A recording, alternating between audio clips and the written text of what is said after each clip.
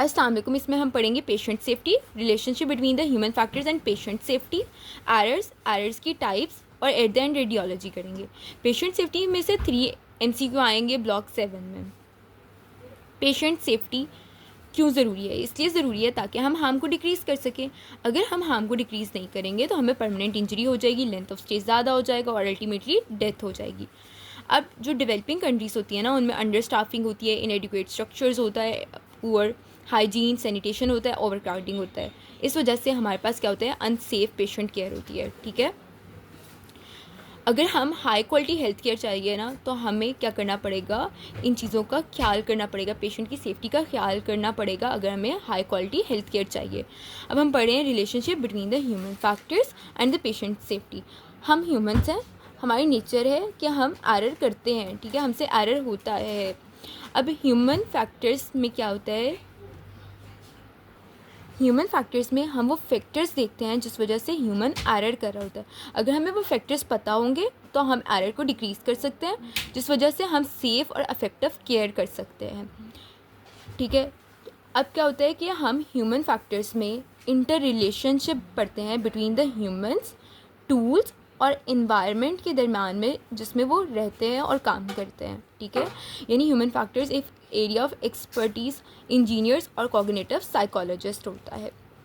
जो human factor engineering से क्या समझ आ रहा है कि इंजीनियरिंग है कोई मशीन से रिलेटेड है, यानी हम इसमें क्या पढ़ेंगे कि जो लोग हैं वो कैसे डिफरेंट सर्कमस्टांसेस में परफॉर्म करते हैं ताकि अपनी परफॉर्मेंस को इन्हांस कर सकें। इसमें हम कवर करेंगे ह्यूमन टू मशीन इंटरेक्शन और ह्यूमन टू ह्यूमन इंटरेक्शन। अब जो ह्यूमन टू ह्यूमन इंटरेक्शन है ना, हम दूसरे ह्यूमन से कैसे इंटरेक्ट करते हैं, बाय कम्युनिकेशन। हम टीम वर्क करेंगे, क्योंकि हॉस्पिटल्स की बात हो रही है ना। अगर देखो कोई पेशेंट है हमारे साथ, हमारी उसके साथ अच्छे से कम्युनिकेशन नहीं है, तो अब कम्युनिकेशन सही नहीं होगी तो हम सही से समझ भी नहीं पाएंगे कि भाई उसको डिज़ीज़ क्या है। मिस कम्युनिकेशन जो है ना वो एरर कॉज करती है। अब देखो बेनिफिट्स क्या हैं ह्यूमन फैक्टर्स की। ह्यूमन फैक्टर्स के से हमें ये पता चल चुका है कि हमारे पास कौन से फैक्टर्स थे जिस वजह से एरर हो रहा था। अब हम उसको एरर को जो है वो रेक्टिफाई करेंगे, यानी उससे क्या होगा, एडवर्स इफेक्ट कम होना शुरू हो जाएंगे। हम एरर को आइडेंटिफाई करके रेक्टिफाई कर देंगे। क्या करेंगे, हम उसको बहुत ज़्यादा सिंप्लीफाई करना शुरू कर देंगे। हम जो इक्विपमेंट थे उनको रीडिज़ाइन करना शुरू कर देंगे। ह्यूमन कम्युनिकेशन को इम्प्रूव करेंगे। इस क्या है कि हमें पता चला है कि ह्यूमन फैक्टर्स का क्या रोल है पेशेंट सेफ्टी में, ये क्यों ज़रूरी है। अब हम करते हैं एरर। हमारे पास एरर डिफरेंट तरह के हैं। ठीक है, एरर्स में सबसे पहले करेंगे स्लिप एरर।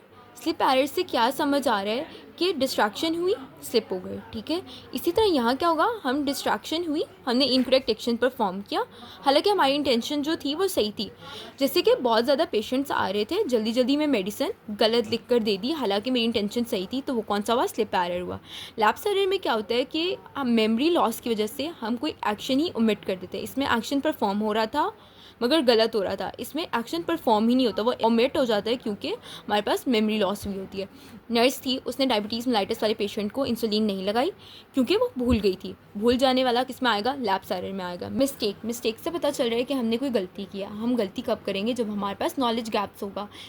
अब नॉलेज गैप होगा तो हम मिस डायग्नोज करेंगे, मिस जजमेंट करेंगे। हम क्या करेंगे कि एक बंदा आया है, उसको गैस्ट्रिक पेन था और मुझे ये लगा कि नहीं उसको अपेंडिक्स का पेन है, तो ये मैंने मिस डायग्नोज किया। क्यों? क्योंकि मेरे पास नॉलेज गैप था, मुझे पता नहीं था।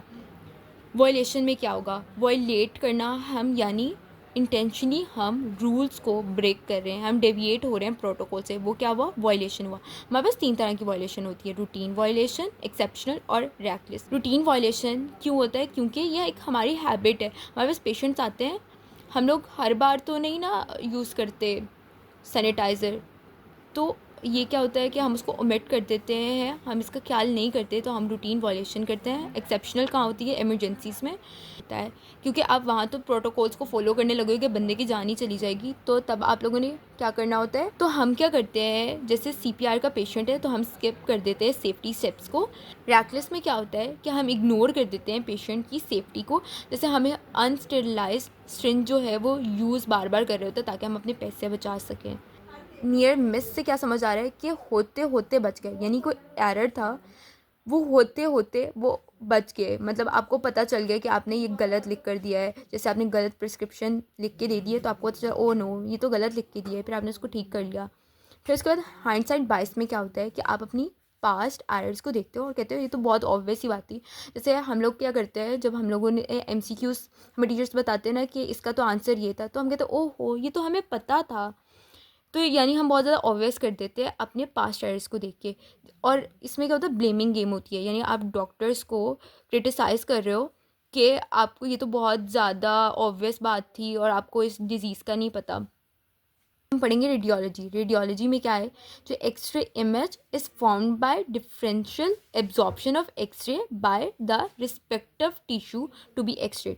अब हम कोई भी टिश्यू को एक्सरे कर रहे होते हैं ना, तो उनमें जो हमारे पास जैसे लंग्स है, लंग्स में क्या होता है, एयर, ब्लड वेसल्स, ब्रोंक्यूल्स और एल्वुलाई, इन सब की जो है एक्सरे की जो वेव्स होती हैं उनको एब्जॉर्ब करने की पावर डिफरेंट है। ठीक है, जो हमारे पास एयर होता है ना, एयर जो होता है वो एब्जॉर्ब नहीं करता है एक्सरेज वेव्स को। ठीक है, हालांकि जो बोन और वाटर होता है वो एब्जॉर्ब करते हैं एक्सरेज वेव्स को। जो एक्सरे एब्जॉर्प्शन होती है ना वो ज़्यादा कहीं ज़्यादा एब्जॉर्ब हो रही है तो वहाँ हमें वाइट नज़र आता है, जहाँ एक्सरे की एब्जॉर्प्शन कम होती है वो हमें डार्क नज़र आता है। जैसे जो कॉम्पैक्ट बोन्स होती हैं वो ज़्यादा एब्जॉर्ब करती हैं, वो ज़्यादा वाइट नज़र आती हैं। जो स्पॉन्जी बोन्स होती हैं वो कम एब्जॉर्ब करती हैं, तो हमें वो कम वाइट नज़र आती हैं। ठीक है, अब हमारे पास जो डिफरेंट होती है ना वो निमोनिया होता है। जैसे अब देखो जो निमोनिया होता है उसमें क्या होता है, हमें कॉन्सल्टेशन नज़र आती है। कॉन्सल्टेशन मतलब सॉलिडिफाई होता है, वहाँ नॉर्मल एयर फिल्ड नहीं होती है, वहाँ डिजीज़ प्रोडक्ट्स होते हैं। ठीक है, एयर ब्रोंकोग्राम जहाँ लिखा आएगा यानी वहाँ कॉन्सल्टेशन हुई हुई है, वो कहाँ होती है, हमारे पास निमोनिया वाली डिजीज़ में होती है। ठीक है, मैनेजमेंट क्या है कि आप एंटीबायोटिक्स दोगे। अब उसके बाद है हमारे पास, अब हम पढ़ेंगे प्लूरल इफ्यूजन। प्लूरल इफ्यूजन में क्या होता है, जो एक्सेसिव फ्लूइड होता है ना वो प्लूरल स्पेस में आ जाता है, जिस वजह से जो कोस्टोफ्रेनिक एंगल होता है वो ब्लंट हो जाता है। कोस्टोफ्रेनिक एंगल ये वाला एंगल होता है जो हमारे पास लंग्स के एट द एंड मार्जिन पे नज़र आता है ना, वो वाला होता है, वो क्या हो जाता है, उसकी ब्लंटिंग हो जाती है। मैनेजमेंट में हम क्या करेंगे, थोड़ा सेंटेंसेस कराएंगे, प्लूरल टैप करवाएंगे। अब देखो हमारे पास अगर ऑस्की में एक आया हुआ है एक्सरेज, तो उन्होंने पूछा व्हाट इज स्टडी, तो हम बताएंगे चेस्ट एक्सरे है जिसका क्या है, पोस्टीरियर एंटीरियर व्यू है। मैनेजमेंट बता देंगे और हमारे पास डायग्नोसिस बता देंगे कि प्लूरल इफ्यूजन है, क्यों है, क्योंकि ब्लंटिंग ऑफ कोस्टोफ्रेनिक एंगल हो रहा है। फिर हमारे पास है नीमोथोरेक्स। नीमो से पता चल रहा है एयर। ठीक है, तो एयर अगर प्लूरल कैविटी में आ जाते हैं उसको क्या कहते हैं, हम नीमोथोरेक्स कहते हैं। इसमें क्या होता है, हमारे पास लॉस ऑफ लंग्स मार्किंग हो जाती है और हमारे पास कोलैप्स्ड लंग्स होते हैं। मैनेजमेंट क्या है, नीडलिंग कर देंगे, चेस्ट ट्यूब डाल देंगे। हमारे पास नीमोपेरिटोनियम, पेरिटोनियम का मतलब क्या है कि वो पेरिटोनियम स्पेस में हमारे पास एयर चली गई है, air under the diaphragm is called as the pneumoperitoneum. जो एयर कहाँ से जा रही है, एयर जो है वो हमारे पास गट से परफोरेट करके एब्डोमेन में जा रही है। क्या है, लेप्रोक्टमी। ठीक है, और अगर आता है ना व्हाट इज स्टडी, तो इसमें क्या एब्डोमन इरेक्ट व्यू है, ये लाजमी तौर पे लिखने, क्योंकि अब देखो जब हमारे पास जो एयर होती है ना वो हमें डायफ्राम के नीचे तभी नज़र आती है जब एक बंदा सीधा खड़ा हुआ है, एयर है वो ऊपर की तरफ जाएगी और वह हम लोगों को डायफ्राम के नीचे जो है नज़र आएगी, क्योंकि एयर तो हमेशा ऊपर ही जाती है ना। तो हम लोगों को क्या एक्सरे में क्या नज़र आएगा, दो प्रोमिनेंट लाइंस नज़र आएंगी। ठीक है,